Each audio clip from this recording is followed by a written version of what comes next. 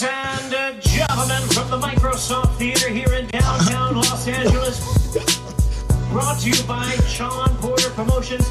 Sounds like the trailer for a Joker movie. Forget it, and we're just gonna bring him in too, because he is a Joker, man. We gotta, in my personal opinion, because I know we're some of us don't feel the same, and I'm gonna keep it real because he a keep it real kind of guy, so I'm gonna keep it real. But anyway, we got light skinned Pierre coming to the podcast today. God anybody damn. that, anybody that doesn't know light skinned Pierre, Yeah, he the leader of the Waffle Colors. Him and Drake. That works. That works. Lucky I can't see all y'all that well. That's why. That's why. Okay, lucky I can't see y'all. let's just bring in a comedian, great friend of mine, and great to the podcast now, Pierre. What's going on, boss? Man, first of all, I really appreciate being on here with Color Me Bad. I appreciate y'all. You know it's all for love, man. I know it is. It ain't nothing That else. was the only boy band I think I could have been in looks wise was Color Me Bad. So you wrote some jokes down before we got started. Is that what he said? You put a set together before we got started. What's going on, Pierre? It's good, man. I'm excited. You know, boxing is back alive again. You know, I'm a huge boxing fan. I watch, I work out. I've been working out since I was 13 years old boxing. So I'm excited, man. I'm excited to be with you and your whole comrades, your crew. Unfortunately, I haven't caught your show enough to know these guys individually, how crazy they are, what they know about boxing or whatever the situation is. But we know everything there is to know about boxing. Don't ever question us. I was going to say the opposite. I was going to say not much, but we're here. Okay. All right. Hey, listen. They call me Mini Max Kellerman, so. Is that what they call you? Damn. Okay. No, I call me that, but no one else does. Before the show start, Carson, me, my lady, Shawn, the producer, and Pierre got you a gift. Oh, snap. That's it. That's it. Yeah, it is. Give it to him. Yeah. Give it to him. Present you with a gift. Hold on, what's going on? Hey, now, open it up. From Pierre, Carson, your birthday Shawn. coming up Wednesday. Yeah. Excuse my language, but I don't want this. Hey, look what they got on. Look, check the other side though. Look at that side. Look at Oh, that okay. side. I see it. Okay. I see it. Okay, let's see what I did there. All right, so all they right. got me some 3-time world champion Crocs. There you go. With the Velvet? squirrel fur on the inside. Yep. That's rabbit. All right, cool. All right, check out the other one. We got another one. Check out the other one. There's something on the other one. And a bottle of water. The other one said 2 times, but small good enough. Oh, okay. That's funny. I got you. I appreciate it. Hey. Yeah, I appreciate it. There you go. Yeah. So and then my 2 kids and my wife right here. All Yeah. right, cool. Well, I appreciate y'all. Hey, shout out to Pierre. He came Appreciate through. y'all. Well, I always do. I always do with the kicks. I don't know about no Crocs though, but okay, man. You kind of. Hey, listen. Let's jump into it right quick because we only gonna keep you for 10 to 15 minutes. Next time I bring you back, you'll be in studio and we're gonna do a motivational Monday episode with you. But All right. The question is, why is Pierre on the podcast? Is he a big boxing fan? Is he a big fan of yours? What's the deal? So just let everybody know, like, you are a humongous boxing fan. Not just, without a doubt. You ain't new to the game. Yeah. Oh, without a doubt. Well, I've like I said, I started boxing myself in DC at 13 years old. Been following boxing since then. Every city I go to, I join the local boxing gym. From Wild Card, I've been to Paulina Boxing Gym in LA. Anywhere I go, I join the boxing gym. I love being in the atmosphere. I've done a couple of announcements at local boxing matches. I follow them. I have friends of mine who come support me everywhere. I was in Detroit. Tommy Hearns came. There's so many. It's actually funny. I told him when I was a kid, when he fought Sugar Ray the first time, even though I'm from Maryland, I was going for him. I said, man, I cried after that fight, man. He said, shit, nigga. He said, I cried too. Shit, that's right. He said he probably cried. But I followed boxing. I know the intricacies of boxing, behind the scenes and in front of the scenes. And I'm a true boxing fan. I love it. I respect those who get in the ring. I don't consider somebody, what do you call it? Like not a loser, but like who has a record that's not a winning record. I don't look down at them. I know what it takes to get in that ring, man. It takes heart, and so I don't like. Sometimes I watch fights and it be in the 12th round or 10th or 12th round, and people at a fight party, they yelling, "Hit harder! Come on, fight harder!" I'm like, nigga, you sitting there drinking a beer and eating some pizza. You know what I'm saying? You can't go 3 rounds. And I have boxed people from Heavy D, David Allen Greer, AJ Johnson, rest in peace, from Zittel from Friday, some fighters. So I've gotten in the ring with people, Jerry O'Connell, a couple other people, and it takes it takes something, man. Even go 3 rounds, it takes something, man. Off the street. So I respect the craft, and me and you hung out. I know your father, love your father, man. Me and you hung out in the DR. I did that interview. I never released that interview that me and you did one night, just laying there talking about the boxing and stuff. I'm gonna bring that out. So I'm a huge fan. And I've seen you fight live. I was at the Ugas fight when you fought in Ugas in Carson. So I've gone to Carson many times to watch fights. So when I'm in town, I love boxing. Yeah. Hey, listen. So and then I'm gonna let you jump in, but tell us what you thought about that Deontay Wilder and Tyson Fury trilogy. After the 4th round, I knew where it was gonna go because we didn't know if Deontay was gonna change. He came out jabbing to the body, which was nice. I was like, okay, he's gonna stay a little distance right there. But that man also, people don't realize Fury is 40, 50 pounds heavier than him. He's taller. That weight matters, man. And a lot of people don't think. I think what they need to do in the heavyweight division is after 250, make it super heavyweight now. It's changing, man. It's unfair to be 120 and fight somebody 280. You know what I'm saying? It's just not, especially someone who had the skill set as Fury. As Fury even said it, by his looks, you figure, this is a bum right here. Just looking wise, you can't compute in your mind that this man can actually box because he doesn't look like a boxer. Yeah. But in that ring, man, he did his thing, and I think Deontay is just a little. Some people have your number, and that man has Deontay's a number. So I think he did a great job by hanging in there, showing the bravery and the heart that he had. He's a warrior, and his stock is going to rise because of that, man. We want to see people who want to fight, not fall out real quick. Like yourself, you're going to fight to the end. I don't give a damn if you're not winning or not. I've seen you fight like a dog all throughout the fight. And that's what people can respect. At the end of the day, I want to see my fighters fight. I don't necessarily mean I want to get them hurt, but I want to see them fight, move forward, put that action, do what you can until the last straw. That's what we pay for, Hey, Pierre, man, I look forward to when Shawn's able to get you in. So got so much stuff I want to ask you about who can fight at death row and all that. But just I got you. Just as it pertains again to Fury Wilder, you were a huge boxing fan, so you've seen in the '90s Holyfield and Bo and Lennox and Mike and those guys.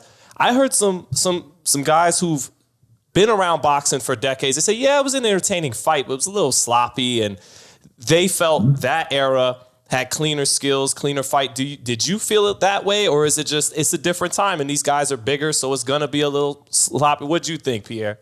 Yeah, because nowadays you'll just get a big person and put them in there and want to see them fight, and slugging and all that kind of wild haymakers is what, it's a different time now. People want to see that, and people are afraid to lose their O, and I blame that on Mayweather. Mayweather put such pressure on having, his O and not losing it. So every fighter doesn't want to really get in there and necessarily, I don't know. I don't say use their skills.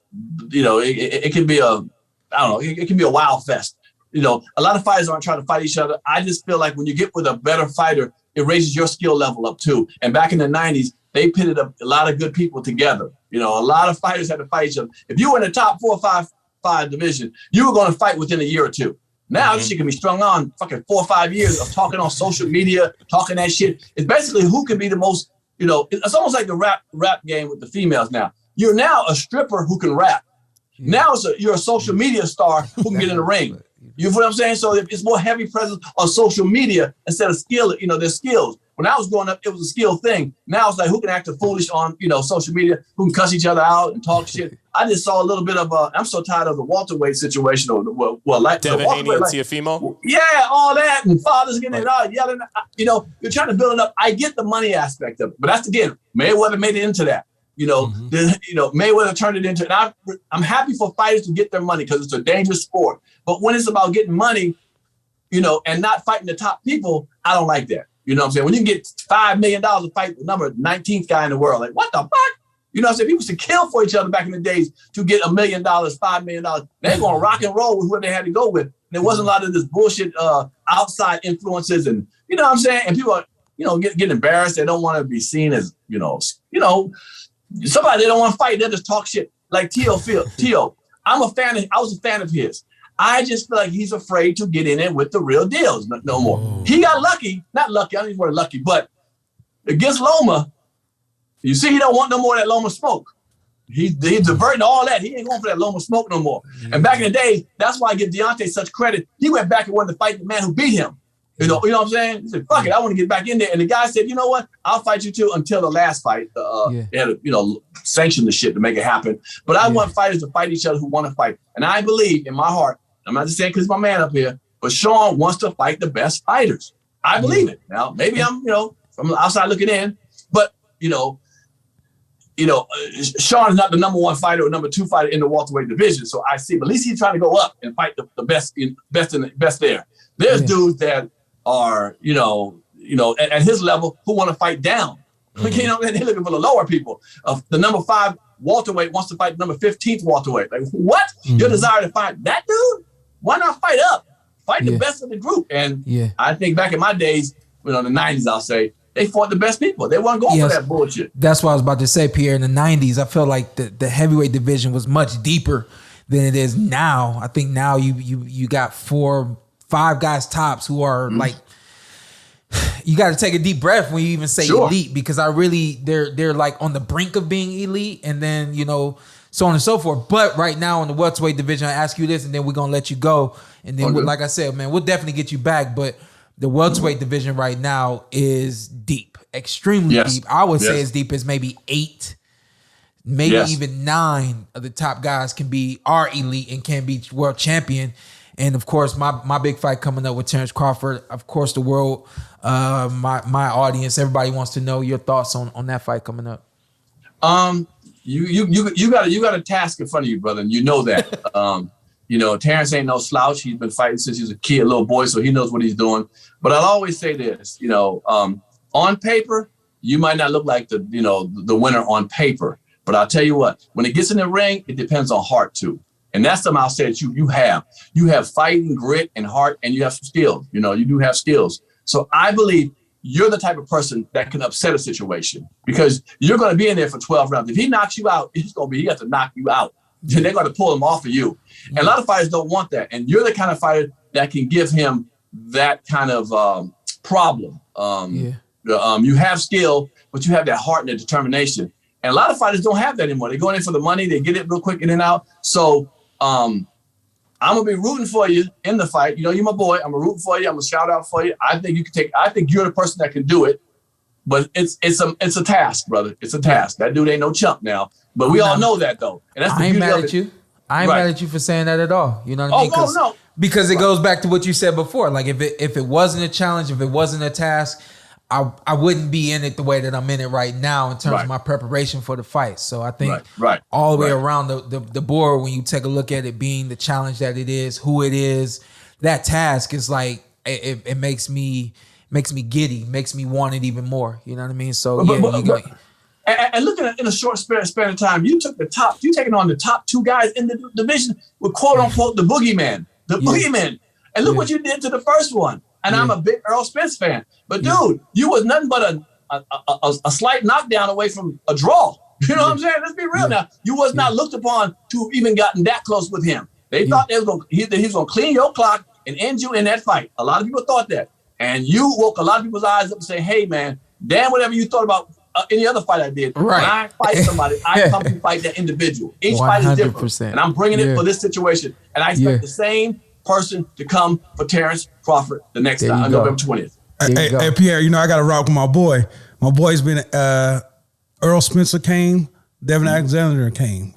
They've come and they've gone, and Shawn Porter's been here for 7-8 years now. Yeah. Mm-hmm. So I feel like Shawn Porter's been at the elite level, and I feel like that experience is going to make a difference in this fight. Yeah. I feel like this is first time Terence is fighting an elite fighter. Yeah.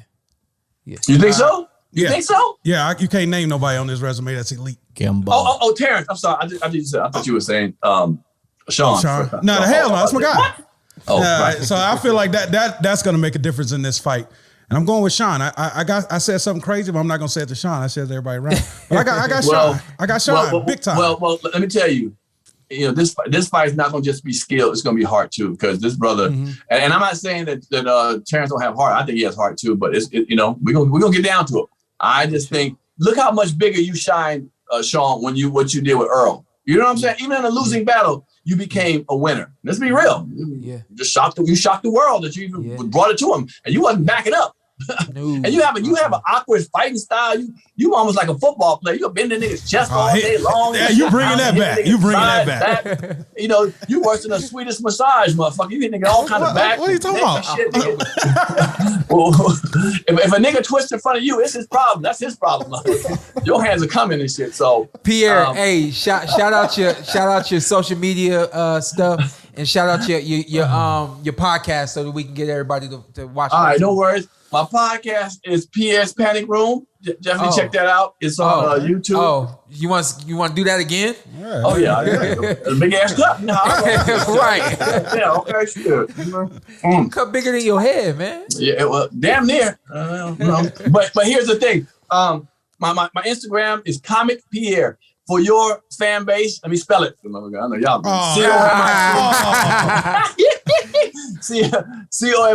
COMICPIERRE. Hey, we just hang. I hang up on people that get disrespectful to me. So well, I'm your boy. I know where you live, nigga. So Okay, slow down. So you can hang up anyway. I'll catch you November 20th somewhere. Okay. Hey, baby. listen, man. We appreciate your time. Enjoy your movie. Enjoy the rest of your day. Have a blessed Sunday, and we'll talk to you soon. All right. I'll see you in the fights, brother. All right, now. Appreciate it. Yeah. Have a good one, Pierre. That was a good time. That's Pierre's Panic He's Room hilarious, right there. man. He's a funny guy. Yeah. I thought you were joking about the mug when he held it up first. I was like, didn't look, and then he held up to his He head. held it- That was yeah. a big ass mug. Yeah. You know, he almost had Halle Berry back in the day. No, he didn't. Cleveland native. I believe him. He claimed it. Yeah, he claimed I it. believe Yeah. him. I don't think he did. He wasn't taking that Ollie. That's my guy though. No. That's my dude, So- man. So yeah, go ahead. no, I was gonna say one thing to mention. So again, happy early birthday. Thank you, A day sir. before tomorrow is his birthday. Oh, 34. Happy Oof. birthday. Birthday's not But- tomorrow. I didn't know. But Oh, his okay. own- That is- Oh, you're right. That's You're right. right. You're so slow. This is You're there's the levels to professional it. here. Where the help? Yeah, there are levels to this. But You're right. You're right. So we did a little paintballing yesterday Yeah. for also a little early birthday celebration. So I have a bit of a complaint. Gotta here. get this out. Yeah. Again, not against you. He has one every show. Against- One every show. So you'll see there on my arm, I have a little bit of a welt. So Hendry, You'll see there on my left arm. As we zoom La in. Bazooka Yeah. of Team Porter. You're right. 5-0. 5-0? 5-0. I thought 4-0, but 4-0. he's gonna be 5-0 next time he fights if he's not. Yeah. It'll You've be played 5-0 paintball Tuesday. before, so you know the rule. Any place you go paintball on, you get close enough, you say surrender. So you don't just light somebody up from close range, right? Your wife had a problem doing that, right? She lit somebody. No, somebody it else. was back in the John day. Frenama that lit me up. So perfect foreshadowing for yesterday. So I see Hendry, we're exchanging some paint, and I'm like, all right, I'm gonna run up on him. So I run up and I say, surrender. The issue is there's a language barrier. That's what I was about to say. That's what I was So about to he say. didn't understand what I said, and he lit me up with about 3 or 4 shots on my arm and on my body. So afterwards, I told our friend Renee, I said, hey, please explain the situation. Right. And we had been talking some trash, so he had some laughs about it. But So one or two things was happening with Hendry. Yeah. Either he did not understand the rules, Yeah. or he just was flat out cheating, right? Because I was tagging him every single game, right? And that dude funny. He fast and he kind of tall and slim, so he run and he get down. I'm like, come on, man, like check your paint, get up out of here. But the language barrier, there's no way to do that. I'm screaming, hey Renee, Yeah. talk to your guy. yeah, see if he's See out. if he got paint. Hold on. I didn't make it there, but was my man holding the camera while he was? had his phone out, and I said, Hendry, I said, you were behind me the whole time. And he's talking about, yeah, I was filming. I said, no, I get you were filming. I needed you in front of me shooting people. But yeah, no, it was a good time. Paintball. Yeah. We actually had a really good time. That's yesterday, good. I thought. Yeah. But Why you ain't show up? Had wifey duties. there you go. But we had some boxing also yesterday and the Brought day mine before. with me. Yeah, she was. She's Yeah, out. hey, got one her of y'all team shoot to my win. wife, my lady, I'm gonna shoot you. And you know, Literally. I've endangered She my wife pregnant. a couple of times, even though she was pregnant. Oh yeah, you be yeah. She held it down though. She got us a win. Yeah. Shaw's wife. But we had some boxing Friday, some boxing Saturday. Yeah. Where was you at, Let's He go was back. there Friday. Mr. I go. was, Fight I Hype? was Back getting to back Friday? home from Let's go back. San Diego. Let's go back one time, Yeah. real quick. Navarrete. Just so everybody know, this year we're not doing the whole week thing because of the fight coming up. Yeah. But talk to my dad. Everything's right on time. My dad is pretty happy about everything. Camp is going very well. So I said, hey, let's set up 2 things for the birthday. Let's do paintball Saturday. We had a good time. I actually thought he was going to get out there, but he didn't. He just wanted to be a granddad and keep the grandkids. He let them get dirty. Yeah. And As they should. And I had to deal with that. And then we're going to do a hibachi in the backyard again this year. So Be quite delayed as last year. yeah. But So I'm hopefully I'm not. gonna be Hopefully late. not. I'll show up an hour late on yeah, purpose. yeah. But the you were there Friday I was. out in San Diego. Navarrete. Hold on. Let's go back one more time. Yeah, One more where we time. going? This is a whole Because kind I of a want to remix. close, even though we at some point, I'm sure we might end up talking Wilder Fury again at some point. It seems like big fights kind of come back and got something we to say? we do some comparisons and things like that. You know what? I wrote this down the night of the fight. How And many of then, those did you take? oh, man, I take them all.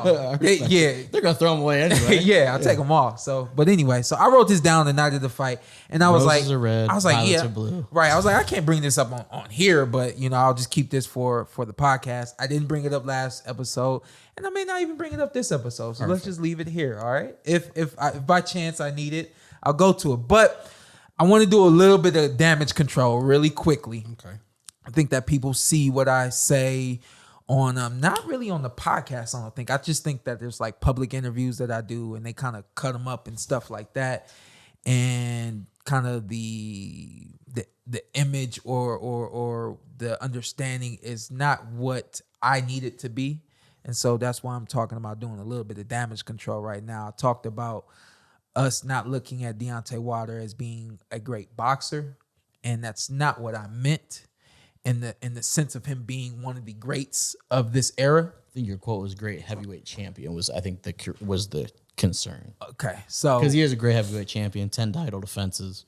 He's done it, but when we look at Deontay Wilder, what do a lot of people do? Not even gonna say myself. Like I just watch him fight and then I'll talk about the fights. But a lot of people judge the way he punches, his lack of defense, his lack of fundamentals. I mean, and the list goes on.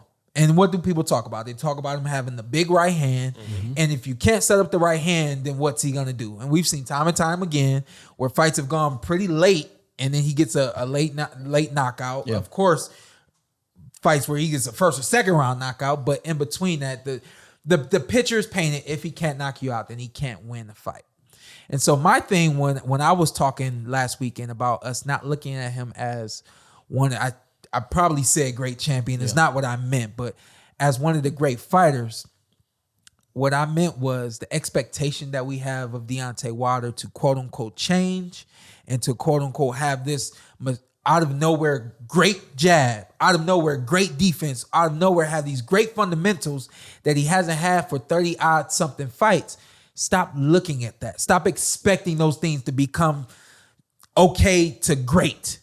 Let's expect them to go from okay to good, okay to better. But let's stop looking at them to be great. And that's what I meant. Like, let's stop scrutinizing this dude and judge him every single fight for not having that great jab. It ain't there. It is what it is. Let's stop expecting to have the great foot movement. It's not there. It is what it is. But let's expect him to have great, exciting, fun matches that he is going to win. I think that he can beat Anthony Joshua. I think that he can beat Andy Ruiz.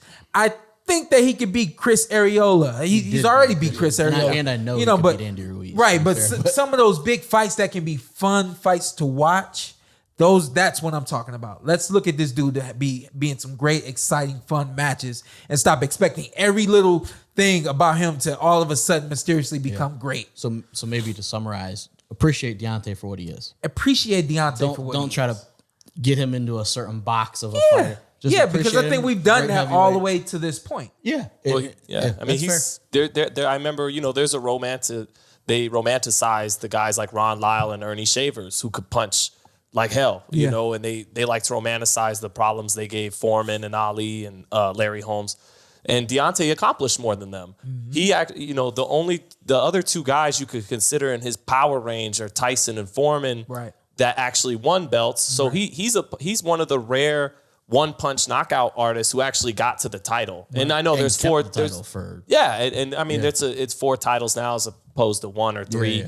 when Tyson did it. But yeah, he's done great. And a lot of that stuff that people want him to know, he didn't fight since he was 5, 6, 7, 8, 9, 10, 11 years old. Yeah. You know, he's a late starter. He started at 18. Yeah. A lot of that sophisticated skills, those guys have been able to box like that since they were 15 and had hundreds, you know, so he's done great. He's been an overachiever in some sense. And be careful what you wish for, because we complained about fundamental boxing with the Klitschko's. Right. Then we get a knockout artist Right. Yeah. from Deontay Wilder from America. Yeah. And then we're complaining that, he doesn't have fundamentals. Be careful what you wish for. Tyson Fury just has his number. Exactly. And again, we mentioned it last week, but I'll repeat it again. Tyson Fury is the best heavyweight on the planet right now. Yes. But I think Deontay beats every single other one.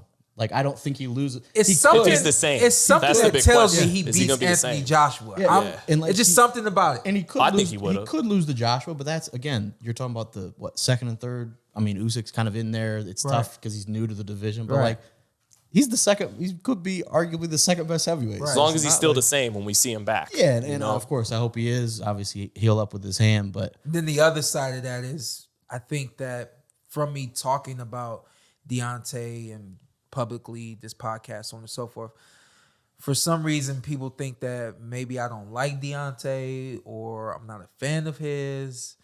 And I was thinking about it this morning. Like, I remember when he won the title, I was selfishly was grateful that he won the title, because I understand what having a heavyweight champion means to boxing in America. yeah. And they lucky we didn't have this podcast at the time, huh? Because you would have went off. Probably would have. You're probably right. I probably would have.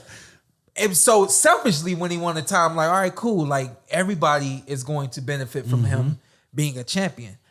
Selfishly, I benefit from Deontay Wilder's last 5, 6, 7 years of being a world champion. That's selfishly. On a personal, from a personal standpoint, I love the dude. I've been to China with the dude. I've watched this dude flourish as a professional boxer. We play basketball in Colorado Springs at the Olympic Training Center. We've spent time together at different training camps. He's one of those few dudes that you always know what you're going to get. And he's a straight shooter. He's a fun guy. He intense, but if you on the right side of D, he treats you like you family. Yeah. And if anybody can't tell that, like, once he invites you in, you become family. You know what I mean? So I've always considered myself, even though we, you know, Alabama to Vegas, Alabama to Ohio, I've always considered him a very good friend of mine, and I've always rooted for him. Publicly, I have to do my job. I'm never not going to do my job. It could be my brother boxing, and I'm still going to do what I have to do.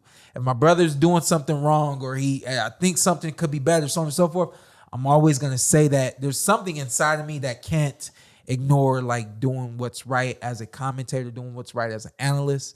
And so, if anything, I really don't feel like I have to apologize for anything, but if anyone felt like I was not giving him his just due, or I disliked him, far from either of those. I feel like I've always tried to at least give him his just due, and I'm so far away from not liking the dude that it's ridiculous.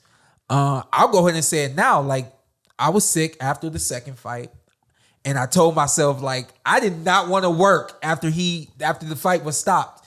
And I remember turning around, and I was like, you got to get out of this mode. You got to do your job. You got to get out of this mode. Yeah. And I, like, put on a fake smile, and I started trying to make myself feel good. This third fight, I'm yelling. I'm way up in the rafters. I don't yell for anybody. I don't yell for anybody at any fights, but it's Deontay Wilder. If I'm at a Boo-Boo fight, I'm yelling for Boo-Boo. 100%. Yeah, of course. Remember Terence was fighting. Yeah, he was wild. And Mean Machine knocked him down. And I was like, you ain't about to look. You know what I mean? That's crazy. There's a few people that I'm close to that I will yell for. I'm way up, and where I would be ringside not yelling for anybody, I'm yelling for D. Like, my heart is there for Deontay Wilder, your family, so on and so forth. So, you know, I did want to close kind of that door, but I wanted to kind of clear that up, that if you think that I'm a Deontay Wilder hater or anything like that at all, no, far from it. And if you think that I misjudge him or anything like that, I do the best I can from what I know about boxing. And I've been doing this since I was 5 years old. So I know a little bit. That explanation just makes a lot more sense than the statement. Even I was watching, I was like, huh? Like it was just. Yeah. But Yeah. being that was your mindset, I think the wording was just Yeah. kind of strange. Yeah, But yeah. My dad told me too. He's like, man, you gotta watch what you're saying. And I'm like, dang, it was just one of them things. Yeah, like yeah. on the It in the hap- it moment, happens. I was like, And I told my dad, I was like, we got the podcast, so we'll clear it up. Perfect. And I'm good. Deontay Wilder goes down as a Hall of Famer, all-time great. He's actually the next generation's Mike Tyson Yeah. because all they know is him clipping people. I was gonna say people are gonna be Clipping over. people. Oh man, you Yeah. remember him icing Yep. Luis Ortiz? That's what they're twice? going to remember him for. Hell of a career if he doesn't fight again. We hope he does, but hell of a fighter. And it seems like he will. And by I'm all not accounts. clichéing Floyd Mayweather, but he is. Hell of a fighter. No, Hell of a knockout It artist. does seem like he will be back, which is great. And again, shout out to Malik Sky who did a great job. My guy. Going Hey, in. my guy. I thought he did. a And good happy job, belated too, birthday. so. I think it was his birthday. Yeah, you know yesterday, everybody's the day before. birthday. We was I in the saw a house. post. Give me a birthday shout Yeah. out. My birthday? No, me. Give me one. Oh, we Birthday gave was like, the damn. we had a whole smoke cake and alarm. everything. the Oh, smoke yeah. alarm. I'm wild. He was the one that didn't get the birthday Oh, shout. my bad, man. When they cool. came in and said, happy birthday. But no, so closing on that, going back to Friday, Zittel was in the building, FightHype. What happened? With Navarrete and Gonzalez. It was a hell of a fight, man. Gonzalez's face. Oof. I mean, Said Navarrete, everything? it's tough with Navarrete when he could get off 10 punches at a time, and if you pull out, go on the back foot, he's so long, he'll still catch gonna you, hit you with a few pulling more. out. Yeah. And if you stay in there, he's gonna let go 6, 7, 8, 9, 10 punches at once. But from what I saw, Joet Gonzalez, he was able to have some success when he got in his range and had some crisp shots to the body and to the head. A little crisper than Navarrete is with his long arms, long punches up there. But Joet, no head movement from him. He didn't use the jab enough to set the mark and then have him measured for his work. And so, he took a lot of punishment, and it was impressive from Navarrete. But I'm hearing Navarrete might move up and get a fight with Oscar Valdez. And from what I could see in the Christopher Diaz and Joet Gonzalez fights, I actually think Valdez can knock him out because his offense is his defense. He talking big boy talk. Yeah. He talking. Yeah. He's talking. Shots. He will take some shots. He will. And Valdez is fast and explosive. And he has a great left hook right at the same range where Diaz and Gonzalez were able to have some success with him, but just not enough firepower on their parts. Valdez will have enough firepower, but Navarrete is a great TV fighter. Offense is his defense. Me and Carson love that long uppercut. I was just So That yeah. lead- that yeah. left- that I'm lead stuck uppercut on that. is- I was like, is the yeah. best. Yeah, because and what I was thinking, I hear a lot of like amateur guys, young kids, and stuff like that. And they're yelling like, "Do the Shawn Porter style," and I'm thinking to myself like wow, like people think that I have my own style. I don't really have my own style, but the fact that people are starting to recognize it as its own style is pretty cool. There's other Headbutts and elbows. There's been plenty of aggressive. Stop doing him like He's a that. hater. No, I don't I know told you. what's wrong with I will interject and say I think even- the Shawn Porter signature move needs to be the turn on the rope because that is the best. Hey, Where somebody I has you on the rope and We know, Shawn flips we him know who around. you going with in the Crawford Porter Oh, fight. 100%. It is what it is. He won't be ringside.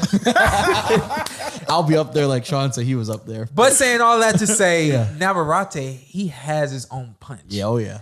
Who else throws that punch? And we need a name for And it. can throw it because, like Zittel said, he has such long arms, Yeah. and he throws it from so far out. I feel like as a boxer, nobody throws this. How do you prepare for that? Yeah. Because it's such a unique Yeah. punch. But Yeah. The bang and bang he got heavy uppercut. hands. And he's got heavy hands. Yeah. And he could lead with that uppercut or finish with it. And another thing that he did against Joet, who deserves a lot of credit for being in the fire and having his eye and cheek and face just destroyed. He was sitting there exchanging, but Navarrete, every time he gets hit, listen, look at this. But every time he gets hit, he always gets his get back. Yeah. Anytime you land a shot, was so ready for something flips, and he's like, "Let me land a couple myself here, because you're not gonna get the best of me." But 130 would be interesting. I don't think anybody beats him at 26. He might want to stay there if he wants to remain the best in his division. Yeah. Because that one thing that makes him so great at 22 and 26 is his size. He's taller than everybody. And he's still going to be taller than Valdez, but it's different. Yeah, I don't. Do Do you think anyone at 26 can beat him before we kind of close on him? I mean- Gary Russell will be one of the more fun fights you could ever see, but That's what's always sucks with Gary Russell is, any of these top fighters at featherweight, you could just basically forget about him facing them because it is what Or it is. anyone- He has to anyone at fight as all. mandatory. Yeah. That always takes up his one fight a year. I was gonna say it. That's why. No, it's true. man. No, it's true. It's great I was talent. gonna say, is this close? I don't think it's far enough for us to get them under the Porter Crawford undercard. I think it's just too tight, right? Yeah. That'd be cool. After a war like that. Yeah. But yeah, I just don't think at 26, I just don't think there's anyone that can beat him. People I know when Kid Zukan. Galahad won his fight, they're like, I was like, yeah, unless there's another Navarrete, he ices him. But I think it's the one. It's the like his size in the division. I just think that he's like in a perfect spot. yeah, he's a monster at that division. Yeah, but now 130 will be fun. And I think he'd be fun at 130. Yeah, he's gonna be fun no matter where he's at. He might not be as dominant as potent offensively. I know funner's not a word. More fun. It would be more fun at 130 because I think the competition's better. Yeah. So it would Imagine, like you said, a firefight of him and Oscar Valdez, like just sitting there exchanging. Again, I got Valdez in that fight. That's all I'll About say. stoppage? Huh? About stoppage? I think so. I'll say it here. I If think- that I fight think gets made, Navarrete- I got Valdez by I think knockout. Navarrete might stop him. I got Not out of the Navarrete on question there points. either. Yeah, I was saying no got him on outcome in that points. fight is out of the question. What you got? Except for a boring fight, that's out of the question. Yes. Valdez. Oh, okay. That'd be close though. Yeah, 2-2. I got to go with the shorter. of Oh, course. hey, of Explosive. course. Yeah, I got to go with that. I got to go with that. I got to go with that. Yeah. But then yesterday we had a DAZN card, a little Saturday DAZN action. We gotta undercard- talk about this. Yeah, not extensive. Is there a Let's fight start, next let's week? start with the Mad best about fighter it? on the card. Is there, Yeah, is there a best- fight next week? There's a Let's fight start- next Yeah, week. we'll get to Wait, that. there When you was a fighting? special Best- little flyweight on the card. Yeah, and best fighter on the okay. card. Jesse Bam Oh, I Rodriguez. thought we were talking about the main event. And if you listen to the commentary, he's pretty much Vasily Lomachenko and Usyk. and Usyk, according to Sergio I'll Moro. throw Chocolatito in there. No, I'm just kidding. And you would have loved it because throughout the whole time, and I think Sergio Moro is pretty decent. I know he catches some flack, Yep. but he just kept going back to it, like these pivots. He's like Lomachenko. I was like, okay, maybe I can see a Hey, little bit. Carson's like, that's It's high praise. and it's high praise to say Number it one. once. Yeah, it's right. high praise to say it once, and then see if you see him do that there. He's like, I'm like, dude, let it go. You made the comparison. Anytime he stepped off to the side, he's like, who's he remind you of? Like Alexander Usyk. I was like, is he Ukrainian? Like, are we just gonna loop him in with the whole crew there? But Listen, we fighters, man. When we know, we know. You I know, guess. so. And people said he has the makings. Bam Rodriguez, he's still obviously extremely young, but they said he could be a pound for pound fiiter. Yeah, I mean, what would you see from him? he's legit. Yeah. He's legit. I mean, he got touched a little bit in the process because he's offense first, but it's a little fair, the Lomachenko stuff. He can shift. He shifts beautifully. He shifts as a southpaw to his angles, but he's just got it, man. He's beautiful. His combinations are great. Everything comes out sharp and with power. All I could really say is like he's got 2 thumbs up. Yeah. He's the definition of a blue chip prospect. We can still call him a prospect at this stage. And He's 14-0. yeah, and in no time he'll be ready for a title fight. And to defend Sergio Mora, Feel free. Punk. Yeah, go ahead. These southpaws got a lot of great guys to study now. Yeah. You know what I mean? You coming from the Manny Pacquiao era. Zab Judah was one of those southpaws that had a lot of great unique moves and counterpunching ability. And then now you got guys like Lomachenko. Of course, if you're a bigger guy, you're looking at somebody like Usyk, who's a southpaw and can move the way that those guys can move. Arrow spin. And so, Arrow's not Southpaw, really but- moving like that, but yeah. Yeah. So then when you look at Arrow, if you see another aggressive southpaw, you ask him like, "Hey, who'd you watch?"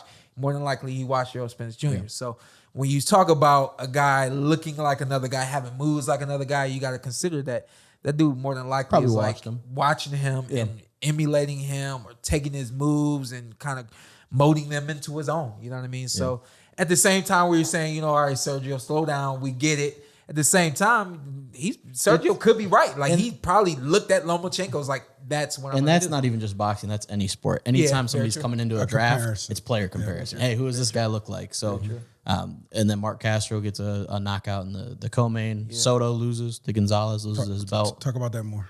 Yeah. No, we're getting to your guy. So Mikey Garcia. Right.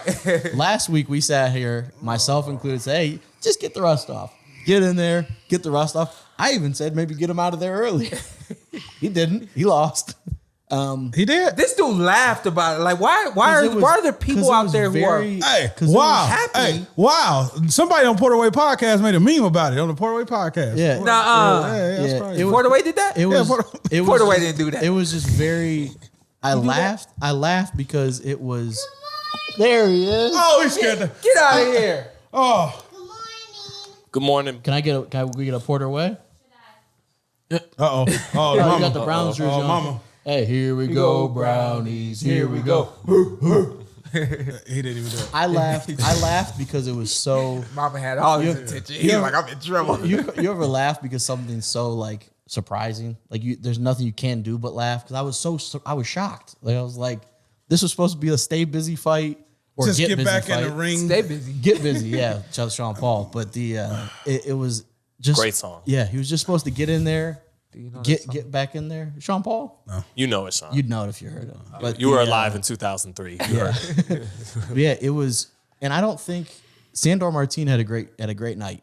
He was quicker to the punch. Game plan was good, but Mikey just didn't look like the Mikey we know. Like he just didn't have it. He wasn't. I'll tell you what, Mikey needs to. He ain't the Mikey we know at 147. And Mikey this needs was to at stay a catch. at And this was like 140. a catch weight, which was weird too. Yeah, what they was a 140. It was like 143, 144, 144. Mikey That's the just- first thing he needs to do is get Figure out a nice division. and trim at one. Well, he's got to rematch this fighter, Sandor Yeah. Martin, and beat him. And clean. Yeah, I think if he gets down to 140, nice and trim and ready to go, he can win this fight. He'll win this fight, but that wasn't. I know some people were giving props to Sandor Martin. For him, you're right. He fought his good fight, but really this was about Mikey not being Mikey. It really was much more than Sandor Martin, who by the way, I remember Sergio Martinez, great champion from Argentina, Maravilla. He lived in Spain for a little while, and I saw him doing. I was like, oh, okay, this must be some of the stuff they teach in Spain, and because I saw some of that to a degree with him. The movement. Right, Yeah. right, and the southpaw stance, and yeah. so fast hands. Yeah. But really, this was Mikey being slow on the draw. This is him not fighting as often. When he does fight, he's not letting his hands go the way he used to be. He's fighting at weights that are too high for him, where he's not really in peak physical shape. He's trying to get the money. He's trying to get the money, and he's getting it. Which good from I'm happy for him there. Yeah. But he's just slow on the draw. Like the positioning was still there. The positioning was still there. It just came out a second or two slow, and then the hand speed isn't what it should be for him. Everything's just not what it needs to be because he's not in the best shape, and he's not fighting often. When he's fighting, he's not letting his hands go. So I think Mikey, he's still 33. He's not old. If he can get trimmed to 140, he can handle his business against this guy and get things right. But does he want to? Because he's admitted he's never got his love boxing, and he's already made some great money in his career. He's won some titles. Yeah. So does he really, really want it? And that's what we'll figure out headed forward. And to me, Martin seemed like he stole a lot of what Earl Spence did to him. He boxed his head off. He moved. Yeah. Man, Mikey just couldn't get it set up right. And Mikey looked like the Mikey in the Earl Spence fight last night. I was confused. Like I don't really know like how to judge ring rust. Like I'll just ask and you say yes or no. Ring rust? Yeah. Ring rust? Yeah. Ring rust? Yeah. How do you derive to the conclusion that it's ring rust? I think everything Zittel said. It's not one main thing. It's everything is just a little bit off. Yeah. Like his footwork was a little bit off. His speed and his combination punching was just a little bit off. His power just a little bit off. So it's just not his normal level. And then did you think he clearly lost the fight? A lot of people hated that 95-95 card. I didn't think that was out of the question. But if anyone won, it was Martin. He executed the flow of the fight. Yeah. He fought his fight Yeah. more than Mikey a did. draw would have Yeah. been a very gracious outcome for Mikey. Right. Like that would have been not a complete robbery, but it would have been close to a robbery. Maybe my TV was off or something like that. I told you, like I was texting while I was watching it. Yeah. I was like, I don't know that he's losing this fight, but at the same, obviously, I didn't. Like know maybe that we're he was getting winning. caught up in the fact that he doesn't look like Mikey. Maybe I was And- getting caught up in yeah. the fact that it was Mikey and that I didn't know Martin. Yeah. Maybe I was too far away from my TV. I don't know what it was, but I just wasn't seeing what commentary was saying, and I wasn't seeing what you were texting. Yeah. And I was like, Yeah, it's a lackluster performance He from boxed his from head Mikey. And they were really laying it on a little bit thick. Yeah. The commentary to an extent. Like they Yeah. were acting like he just was completely blew him out from start to finish. He did win though. I think he won pretty comfortably. I will go 50-50. I think that it was 50% Martin having a really good game plan. 50% was Mikey, number one, not really having it all last night. And also, I don't think he was fully prepared for what this kid was going to do. And it wasn't anything we mentioned. It wasn't anything that Martin did that was extremely complicated. This wasn't like, I didn't expect this. Like it was just, he was quicker. Yeah. He boxed a little bit better. Yeah. He made sure that when he would get to the ropes, he would either get out quickly or make to dodge the big shots. But Mikey couldn't close the distance. Yeah, just like in the Earl fight. Yeah, he just couldn't do it. And it wasn't something where I think Mikey PTSD while he was watching. Yeah, I just think it wasn't one where it was man. like man, this was a crazy game plan. Ant's not hearing it. He's not hearing the rust. He's not hearing that Mikey was this. Because I held him in such a high praise, man. And then when my man get back in the ring, ain't no such thing as no damn rust. True. Sean gets to it. Yeah. So I don't believe in that, man. That's why I'm like, I don't know. I don't believe in that. I think just as much as Russ, it's like the stuff I touched on. Does he really have his all into the sport right now? And he's not coming in at a weight. It'd be like you come in 153 instead of get down to that 47. You may not want to, but and also doesn't he have Virgil Ortiz in his camp, like in the Garcia? Yeah, he trained. Like get some work in. Right. Yeah. Right. Yeah, and you even mentioned maybe his. I don't want to question his heart in the game, but like you said, that he's been a pound for pound fighter forever. Made a lot of money and won some titles. And I think it is something where the fights that take Sandor Martin out if they rematch, whatever. But like the other fights that people are talking about are like, he just progresses. That dude's he's not a slouch, and he's not going to be someone that's just going to sit there and box you. He's going to do damage. So do you want to mentally and physically go to a place where you're going to be in there with somebody that can, he can rock you out. Yeah. Because there's so many big fights out here for Mikey that if he's still capable and he wants it and he can win this rematch at 140, there's just so many big money fights out there for him still. Because I'm thinking about this. When I go a long time without playing basketball, it's weird. Like when I get on the court, it's like sometimes I'm just losing the rock and the shots off. Can't shoot anyway, so who cares? We like him shooting. The layups are always there, you know what I mean? But like I really don't have my dribble when I haven't played ball for a long time. Yeah. When I start playing consistently a couple weeks in a row, like everything is relatively there. The jumper gets tiny bit better. Serviceable. Yeah, it's serviceable. Yeah. Very good word. But that's with consistency. I've been boxing my whole life. And so I don't know how you get rusty from a year of not being in an actual fight. You got Virgil Ortiz in camp. Why aren't you sparring with somebody who can get you to that level? Yeah. My dad be asking for it. I'll be like, hey, come on, get in man. there again. Yeah, but it is what it is. You know what I mean? Every day you got a world title fight at camp. Every sparring session. You know what I mean? So, but when you see me in the ring and you're like, yo, this dude's been out of the ring. It's been 367 days since he's been out of the ring. Doesn't look like it. It's because we train at such a high level that even when we get in the ring after a year and a half, whatever the case may be, we're still ready for the fight. Think about a good parallel for your career would be Sebastian Formella. You were coming off a layoff. Yeah. Not a huge layoff, and not like Mikey was like almost 2 years. Yeah. Almost 4 years. You're coming back against a guy that's not, credit to Sebastian Formella, not a known commodity. Right. Doesn't fight here in the States. Right. You could have had a similar performance. Right. Where you just went in and maybe you win, maybe you lose, go through the motions. This is an honest statement. People wouldn't believe that we trained harder for that fight than we did for Errol Spence Jr. Now, here's the thing. But you're supposed to do that every fight.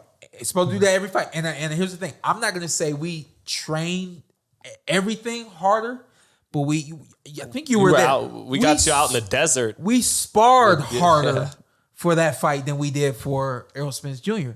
And in my mind, why? My dad didn't want that kind of performance. Yeah. You know what I mean? So Makes sense. But Out in the desert, you and Kenny were wearing like 2 sweaters and 110 degrees and hitting pads, and it sucked to film, let alone to probably do it. I'm sure it was worse. And Sean knows. I tell him like, "Hey man, you remember how hard you trained for Earl?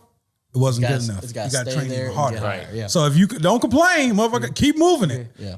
He said if y'all seen the messages that we've been sending lately, y'all be like, yo, what's Oh yeah. I be on Sean. Hey, But this was, a lot of this is just like, it's a lot. It has a lot to do with my respect for Mikey. I just know the guy that fought Lipin Yates was a different guy than this guy, and so I'm holding him to that standard. Yeah. That's all. That's the guy I want to see in the rematch. Yeah. we do that a lot with fighters where we hold them in such a high regard because if we didn't think they are great we didn't fighters, think so- Mikey was so- a pound for pound fighter, big, yeah, he lost, whatever. Right. But it's the fact that we've seen what Mikey can do, and that wasn't him yesterday. But We want to see Mikey at 140. We don't. 100%. We don't need no to see need Mikey at 47 147. or 44, 43, whatever the hell that was yesterday. And so what I took away from this fight, after I saw the decision, after I saw the way he performed and stuff like that, you take away all of that, and it just, for me, it's psychologically where you at, emotionally where you at. Do you still want to do this? Do you still want big fights? Of course, we all want to get paid. We want big money, Yeah. but it's things you got to be willing to do in order to get there. Sebastian Formella, I spar more rounds for Sebastian Formella than I did for Errol Spence Jr. It sounds crazy to hear and think, but at that point in my career, that's what I needed to do, and I did what I needed to do. Guys, when you're not willing to do what you need to do, it's time for you to really like do that gut check and that mental check, you know. And maybe he doesn't, and that's fine too. Like if Mikey, yeah. at this point, if you want to retire, Yeah, salute. Yeah, great for sure. Hall of Fame career. sure. You were great. for sure. Feel free. You have all of your functions and But borderline. Last thing I'm gonna say about that, because it just came to mind. Hall of Fame, Malcolm booking Gandy.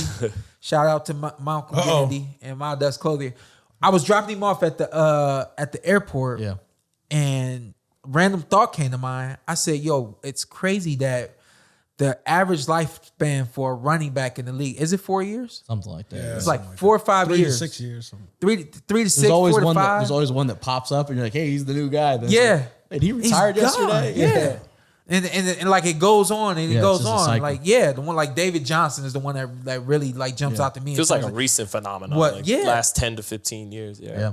I'm like, you expecting a running back, or you that the lifespan for running back is 3 to 6 years, 3 to 4 to 5, whatever it Somewhere is. around there. And then you expect a boxer to box for 15, 20, maybe even 25 years. Counting on the Nick Chubb. Those- We need 15 years, buddy. Come on, man. We need Nick Chubb for a good another 10 or Yeah, so. at least. But yeah, like you expect that from other athletes. You say, hey, well, 3 to 5, we got what we could get. Yeah. But then when it comes to boxing, this dude has done everything that he's done, and then he has a really performance. And he's like, yeah, I think it's about time for me to go. And y'all like, what you mean? You got so much in the tank. You just got to get to the right weight class, and you got to train a little Fight the harder. right guys, So on and so forth. yeah. Like pushing guys forward. Yeah. I appreciate you saying, hey, if he's ready to go, he's ready to go. Yeah. You know what I mean? In his Yeah, life, I feel- he's got to live after boxing. I feel like more fighters should go the kind of Andre Ward, Lennox Lewis route, where you retire in those mid 30s, maybe even early 30s, 33, 30, but you fought the fights that mattered. Yeah. Instead of prolonging it and going, and a lot of those guys back in the day, they had to keep fighting until they were 40 because of the money, because they didn't get, I love what Dre said. We were hanging out in the green room, and somebody comes in and says, "Been watching you on your Instagram," something like that. He said, "Man, I'm just posting stuff." He said, "Yeah, but you keep teasing us, making us feel like you're gonna get back in the ring." He's like, "Nah, I'm done." The guy says, Where am I? You know, you got one more left in you. And Dre, I loved it because it made me laugh. He says, "Why can't I just have one more left in me?" Yeah. And the guy was confused. Better than has being one never far- one has never far to heard end. that from a fighter. Yeah. How can you? Dude's like, what? He says, why can't I just have one more in me? The dude still wasn't understanding. Yeah. Meanwhile, I'm like, makes perfect sense to me. And Dre says, why can't I have just one more fight in me, but be where I'm at now? Yeah. I'm good where I'm at now. I'm healthy. Why can't I? People won't allow me to have that. Everybody wants me to give that one more. Yeah. He says, y'all ain't getting it. And I had to laugh at that, you know? Yeah. Better to have one more in the chamber than one too many fought, in my humble A lot of opinion. people want to, like, a lot of people till this day, casual fans ask me, Pacquiao won. You think we don't get that Pacquiao Floyd? Yeah. Let it go. Yeah. Yeah. Floyd is retired. He's not coming back to real boxing. Yeah. But Just let it be done. yeah, people just want to see you go out in the ring. Yeah. They want to see you lose it all in the ring. It's a different time now. Where fighters have more ambition now than they used to. Where a lot of times I think this was all that fighters knew was boxing. I remember when I was in the amateur program, I was like the only guy playing football. I was the only guy playing basketball and multi sport athlete in high school and things like that. And everybody else was like, yeah, I can't wait to turn pro. I'm like, okay, I'm going to college to play football, and then I'll think about it after that. You know what I mean? So I think now guys have figured out more ways to make money. They figured out how to make their money work for themselves. They're smarter, more intelligent, so on and so forth. So I think you will start to see a wave now where fighters are going to take those bigger opportunities earlier in their careers. Teofimo Lopez and guys like that. Shakur Stevenson. There we go. Yeah. Go ahead. Do it. Yeah. So this weekend, do it. He always I'm just waiting. He got us 1 week. Yeah, you always got him. But yeah, pivot right off it. But yeah, Shakur Stevenson, Jamel Herring in Atlanta this weekend. You're concerned. I just think that maybe Herring's been a little written off here. And I mean, I'm still picking Stevenson to win the fight, but I'm picking him to win the fight, expecting him to do things he didn't want to do in his last fight with Jeremiah Nakatila. Aggressive? Yeah. Because he's the shorter guy, shorter arms, and Herring is in his last fight against Frampton when he won the title against Ito. He's shown he's very comfortable fighting backwards. Yeah. And if you stay on the outside with him, Herring throws more punches per round more times than Stevenson will. And against Bomac, he's a different fighter.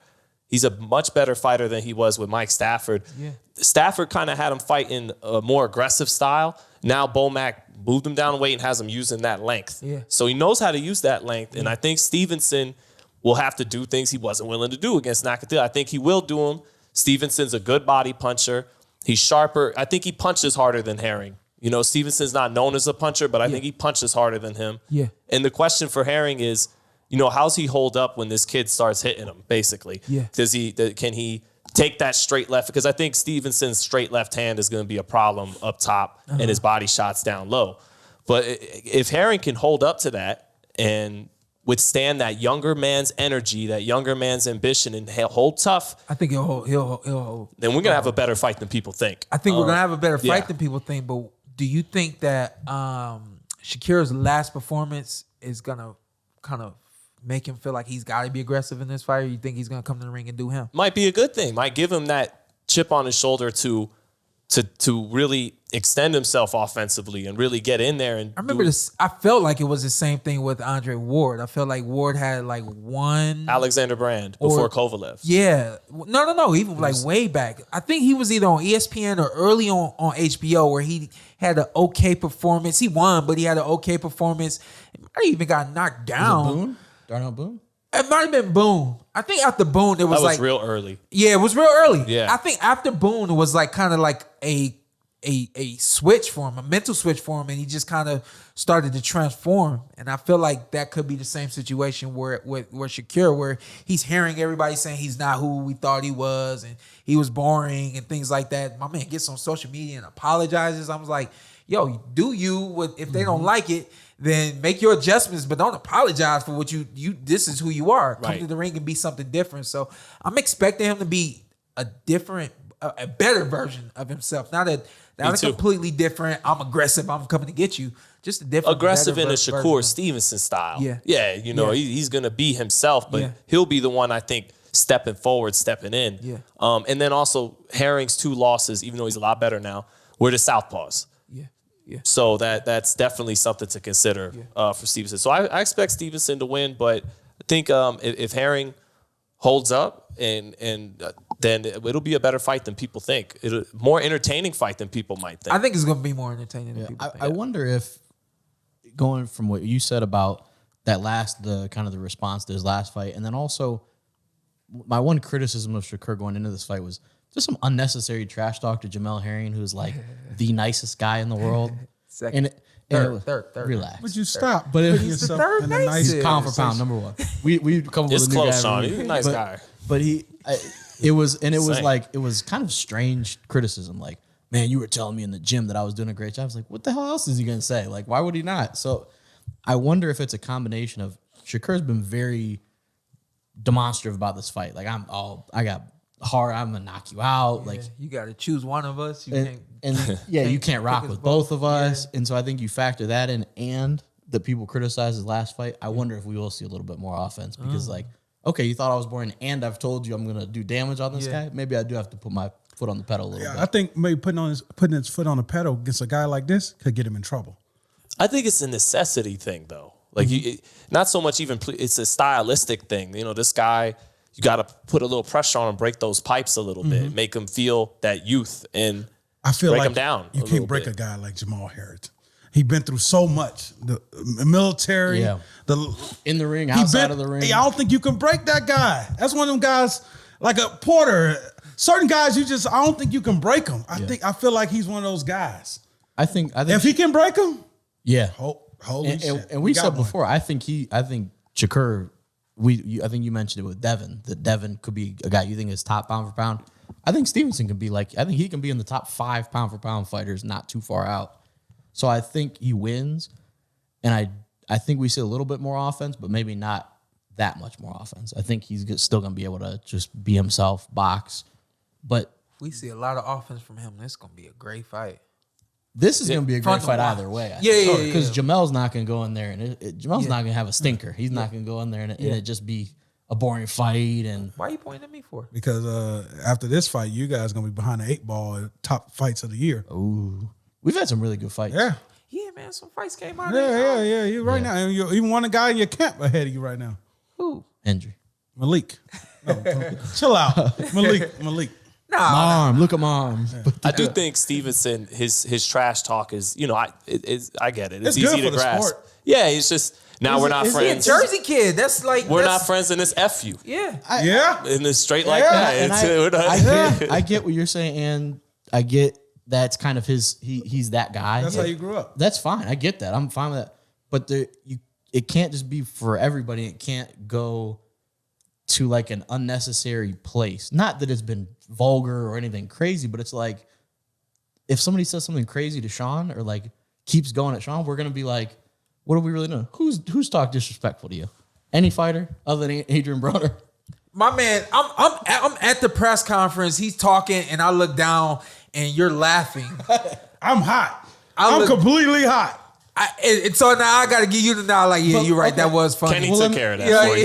Let me ask you this: then. Did people were like, "Why are you saying that to Shawn Porter?" That was the reaction. People were like, "Why are you saying that to Shawn Porter?" And also, Adrian Broner is, but not you. That's why I went like no, this. But like, I'm saying also Adrian Broner is Adrian Broner. But and Carson laughs at the time we crying. Yeah, we all crying. Carson's laughing. That is a fair point. That literally has happened. But it's up to Jamel to flip that dynamic on, make it a man versus a boy. Yeah, and turn it into, look, young man, this is why you needed to be respectful. You know, that's on Jamel. Voice got deeper, didn't it? That was the dad voice. But to me, it was just I didn't need it, and I don't think people were like, ooh, I don't know, Shakur Stevenson talk trash to Jamel Herring. I really want to see this fight. I think the general reaction is, why are you going at this guy? Like, we love this guy. Because he could be the nicest guy in the world, but I want his belt. I want to beat his ass. Guy in the world, that's what Shakur is getting. And more power to him. But he's part of that young hip hop. Yeah. They like that. They're like, tax this guy. Wait, why you say young hip hop? Hey, I'm old, man. I don't be knowing stuff. Young hip-hop's old now. I watch the BET Awards. I ain't know nobody. I'm like, what 50 at? What Tupac? Because they all trash. Yeah, Tupac hologram. I ain't say that, young kids. They all trash. Who's there to know? Oh, yeah. Don't be like our parents. No, let me bring it back. Don't do it. I said this, I was like 17. They're all trash. Speaking of New Jersey, I have Tretch, top 5 rappers of all time. There you go. So let me bring us back in. We'll bring back our credibility. Great rapper. And put me on more than I realized. I was like, okay, Tretch was nice. Naughty by nature, but super nice. But this is gonna be a great fight. I think I don't think Jamel will let it be a boring fight, and I don't think Shakur wants it to be another boring fight. I think it's to his detriment if it is, because then you're on the outside with a bigger, longer guy. You got to, What's on the card looking like? Oh, I don't even want to bring it up. Oh, no, man. we do have Xander Zayas. Okay. Back, a quick turnaround. His last fight didn't go swimmingly. He's big on the undercards. Yeah, I am big on the undercards because I like the whole experience. But we also have the other 2 fights that was my initial reaction. Oh my bad, man. Well, my initial reaction is because we have baseball gloves the kids of the fighters in again. Huh? Like Nico Ali Walsh is back. Evan Holyfield. This I'm just like, okay, I get it. Shaddai Porter. Yeah, Shadai's gonna be on the undercard. It is in Atlanta, so it's cool for Holyfield's kid, Right. obviously out there. But He looked good in his debut. That Canelo Kovalev undercard. He had his debut. He looked good. So Shout out to SMF. They doing his work. Styles make fights. Yeah, Styles make see on fights. Chappie, Carson brought up the undercard. Yeah, see, there you go. I brought it up. And I guess Sean gave me the desk. those are good fights. If Nah, they're because like, I was thinking. those You are got good me fights if scared. they're Yeah. deep No, on the I was- undercard. Like that's like a pre undercard for me. Because these guys are so young and we just don't know them yet, and they're there because their parents are or grandparents. But Xander Zayas get in there again. Like I said, his last fight he won, but didn't look perfect, which is out of the ordinary. Expected for a him. 19-year-old. Yeah, growing pains, and so I think he'll get in there and do his thing. But definitely the Island's best shot at getting their next guy, their next Cotto. Think so? Yeah. Oh. Their best shot. Yeah, he's 19 years old. He could punch. He's got good fundamentals, good bounce. Sean said he got the thumbs up. So Oh yeah. What about Berlanger? I like Xander. Berlanga, Rico? that's New York, baby. We gonna keep New York got Hey, he Berlanga. threw the accent on it and everything. Hey, Threw the accent on it. Xander really from I think Berlanga might be, but he's New York. So real quick before we roll out, I know people are always big on who you sparring with for this camp. I'm like, Andre y'all Ward. don't know these names. Like y'all don't know these people like that I'm getting in the ring with. Unless it's a super big name. And is it usually a super big name that you spawn? Errol Spence. Are you a world champion sparring with another world champion to get ready for a fight? People got hyped when you say you was fighting sparring Caleb Plant. Yeah. Man, they were like, oh. We did Don't give him too much. a total of Don't give him too much. 6 rounds in two 600, he two means. different sessions. Those 6 rounds will make a difference. You know what I mean? But I'm just saying, like, So 12 altogether? it's Plant no, one. so 6 3 altogether. and 3. Yeah. So like it's just not gonna happen. It's not where gonna you're move the needle for him. Usually, but my dad was like, "What you think about Andre Darrell?" Ooh, Like I was like, "All right, yeah, let's bring in Dre." So and Andre Ward. no, I don't think Ward would do it. That would be funny. Though. Yeah, that would be cool. Would that be I cool don't to be even in the think ring he with would him? do it. You We're ever talking been in about the ring Boo Boo with too. Yeah, no, never. Since we bringing in people, call Floyd. Boo Boo, that'd Talking be about great. Boo Boo Call Floyd. and my dad. Just keep talking. Not a southpaw. Yeah, my dad talked about bringing in Boots Ennis. Boots Ennis. He not coming to spar you. And his fight's coming up. He may. in the next week. I will be the week there after. if I'm allowed. That would be a just quick, say that'd that. be a Can we quick go? turnaround for Can we him. go for the No. Port Away? They represent Port Away. I'll write in my notepad round by round. Yeah, I appreciate. I know they're that. not gonna let He's me like film, left so- hand landed. Yeah.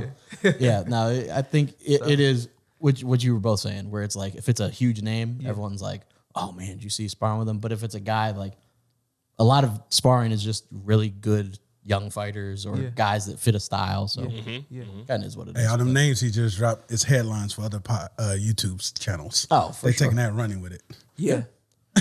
I think bringing in Errol would be the biggest plot twist. And he the drops him welterweight again? division. That That's unbelievable. This is the Port I am Away. glad I saw Errol. I saw a picture of Errol. He looks Have like a he's good day, back y'all. in the gym. start the music. God damn. Glove barely touched the ground. Haters. Oh man. You got money. If you get to the fight, it's on your own dollar. So Ant and I confirmed will That's not my be guy. ringside. That's Y'all my ain't gonna guy. see them ringside. Oh man. Look for us in the 200 section. Give a ticket to my mom. She want to see the fight. How you just gonna Things are bring? changing after this fight. Hey, how you gonna bring Stacy over me? That's wild. Carla. Oh, my bad. What? That's his mama's name, Stacy. Have a blessed day. What's up? I'm Showtime Shawn Porter. I'm Ant. Follow me on IG with 2 T's. This is the Port Away Podcast. This is Anthony Brunel, and this is Carson A. Merck. Tell them what to do. Hey, like, subscribe, comment, follow us on all social media platforms. Subscribe. I'm from Louisiana. I'll talk with a B. Let's do it. Let's do it again. All right, just introduce yourself. Okay. And then you tell them what to do. Like, comment, subscribe. Port You're Away here already. Podcast. You're already here. Hey, this is our outro. We're gonna do it how we want to. I'm Showtime Shawn Porter. I'm Anthony Brendall. Carson A. Merck. Like, subscribe, comment. This is the Port Away.